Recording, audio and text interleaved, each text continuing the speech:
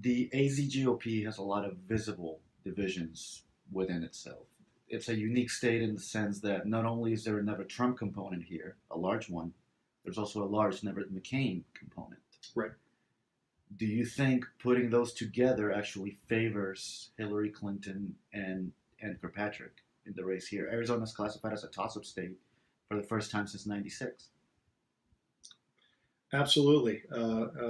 Last time that Democrat won Arizona, it was a Clinton. So we cannot forget that that machine might work. We should never be divisive. I'm a PC, a precinct committeeman, and for those who might not know what that means, I have to back the Republican candidate. I cannot support a Democrat in any way, shape, or form. But I'll tell you anyway, I have no interest in Clinton, no interest in Kirkpatrick being my next president or United States senator at all. I fully support Donald Trump, and I wish that everybody would jump on board.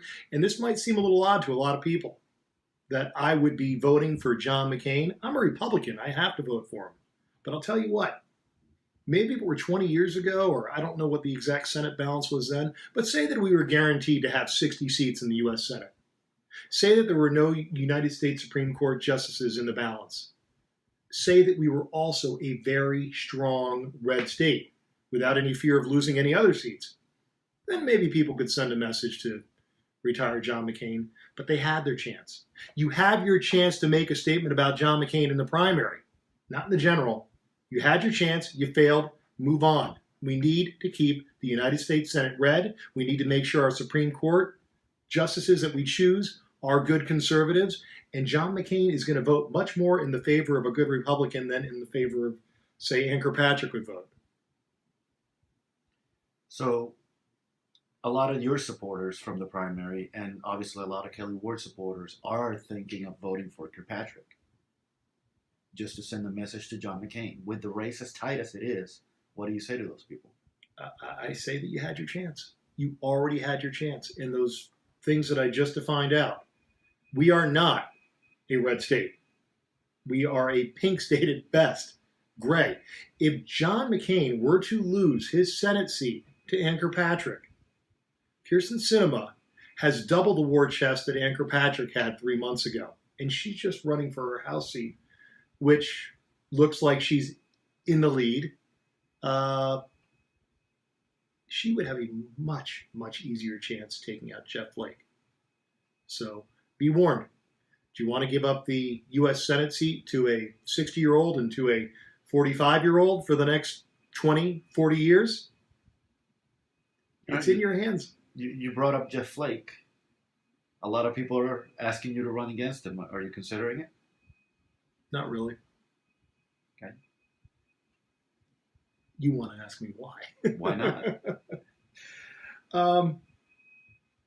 I think it's often better sometimes to sit back and wait for the actual current election cycle to play out and then evaluate what's going on.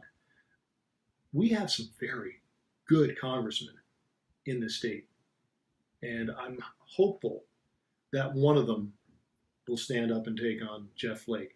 I knew that based upon the information, the intel that I had from my sources, that none were going to step up and take on McCain. And both David Schweikert and Matt Salmon almost did. But the odds, they said, were going to be against it, and they, in fact, did not. Maybe Salmon will come out of retirement. Unlikely. Maybe Schweikert will take him on. I wouldn't mind seeing that. Maybe Paul Gosar. That's a very strong conservative. Do not know right now, but I have faith in all three of those guys. Even Mr. Franks, if he decided to take on Jeff Flake, I think they would all be much better alternatives, and I'd be happy to support them in their ventures. What about, there are very strong indications that Kelli Ward is preparing to run against Jeff Flake. What about her? I thought that she had already indicated that she was going to run against Flake. I thought she already made an announcement, but I didn't hear it. I like to be very thoughtful in my word choices because I don't want anybody to say that, oh, this is sour grapes. There's nothing sour grapes about it.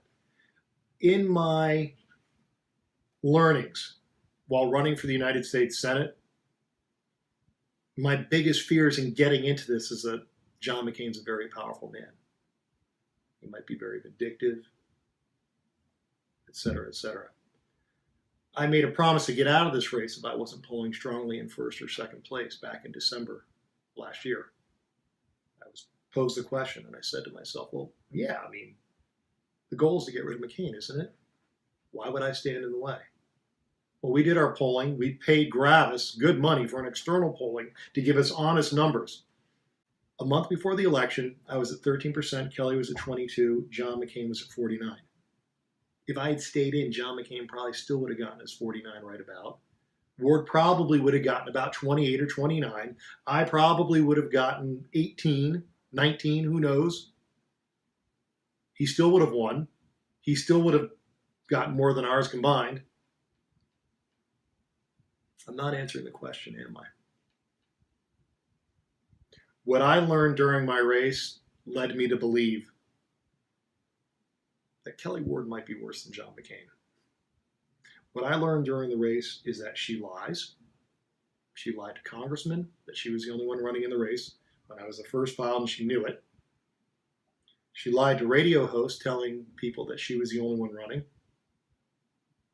She had her people that worked with her, staffer, somebody paid on her FEC filings, file a watchdog group on me claiming FEC concerns, which are completely unfounded. But because I may consider running again for a political office, I had to pay a lawyer to put the wording in, whereas it took me 20 seconds to reply to the stupid concerns.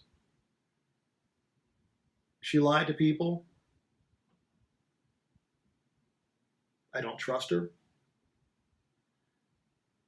I wouldn't vote for her.